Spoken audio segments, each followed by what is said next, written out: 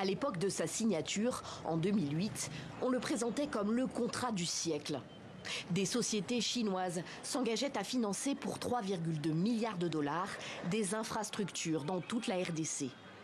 En échange, le gouvernement congolais mettait à leur disposition, via la SICOMINE, une entreprise commune sino-congolaise spécialement créée, des gisements de cuivre, de cobalt et autres minerais.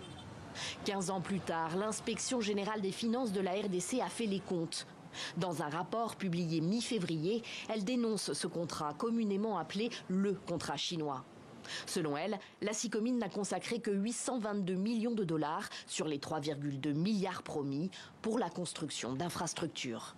Si en 15 ans, nous n'avions eu que 800 millions de dollars pour atteindre les 3 milliards de dollars, donc il nous faut 60 ans. Dans les 800 millions d'infrastructures qui ont été données à la RDC, il y a une surfacturation manifeste. Il y a des infrastructures qui ont été surfacturées de 1 à 3. Et la réalité, si on tient compte de cette surfacturation, la réalité, c'est que le pays n'a bénéficié jusque-là que de 300 millions de dollars d'infrastructures, alors que le pays a pratiquement rempli toutes ses obligations dans le cadre de cette convention.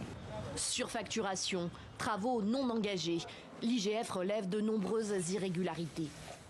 Aucune trace des 5000 logements sociaux, 31 hôpitaux et autres barrages, universités et aéroports promis. Sur les quelques 3500 km de routes que la SICOMINE s'était engagée à construire ou à rénover, un peu plus de 530 km seulement l'ont bien été. Et selon l'IGF, certains de ces travaux ont donc été surfacturés. Le fameux boulevard du 30 juin à Kinshasa, réhabilité pour 142 millions de dollars selon la SICOMINE. Coût réel des travaux selon l'IGF, 28 millions de dollars. Même chose boulevard Triomphal, toujours dans la capitale. La SICOMINE a facturé la refonte de cette artère de 2 km de long, 61 millions de dollars. Pour l'IGF, elle n'a pas coûté plus de 5 millions. Nous avons demandé son avis à un expert indépendant. Achike Maté est membre du Conseil national de l'Ordre congolais des architectes. Sur le cas précis du boulevard Triomphal, il note que le sol marécageux du site a pu impliquer des surcoûts.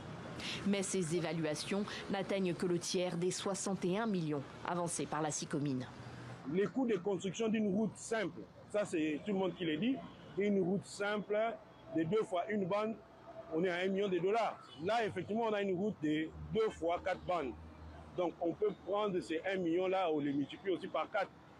Mais ça n'atteindra pas ces coûts-là, même si on tient compte du fait qu'on a fait des remblais profonds parce qu'il fallait stabiliser les sols. Pour 2 km, 60 millions, même aux États-Unis, je ne pense pas qu'ils arriveront à ces chiffres.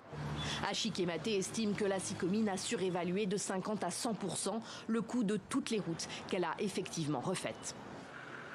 Ailleurs, la société a bien construit des infrastructures, mais qui n'étaient pas prévues par l'accord qui la lie au gouvernement congolais. Dans la province du Lualaba, dans le sud du pays par exemple, elle a bâti un barrage à Boussanga, non loin de plusieurs mines qu'elle exploite dans la province. L'électricité produite par ce barrage permet de faire tourner notamment des usines de transformation de cuivre. La CORAP réunit plusieurs ONG de tout le pays qui contrôlent l'action publique, notamment dans le secteur de l'énergie. Selon elle, le barrage de Boussanga peut produire jusqu'à 240 mégawatts par jour, mais la population locale n'en profite pas.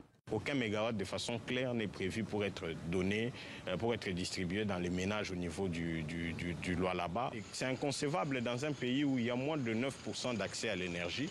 On construit un barrage sans qu'il y ait un quota qui est réservé aux communautés locales. Donc c'est une grande faiblesse et que nous condamnons aujourd'hui. Le barrage de Boussanga a été construit de 2016 à 2021 sur des terres qui, selon la CORAP, étaient soit habitées, soit cultivées. Des centaines d'habitants du Lualaba auraient été impactés.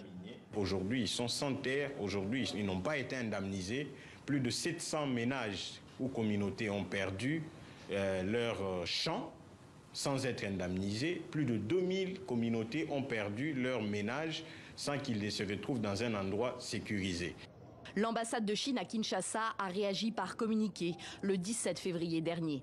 Pour elle, le rapport de l'IGF ne peut pas être considéré comme crédible et n'a pas de valeur constructive. Elle souligne que le contrat chinois constitue un bel exemple du partenariat gagnant-gagnant. De nombreuses réalisations palpables prouvent que la partie congolaise a bénéficié effectivement de cette coopération.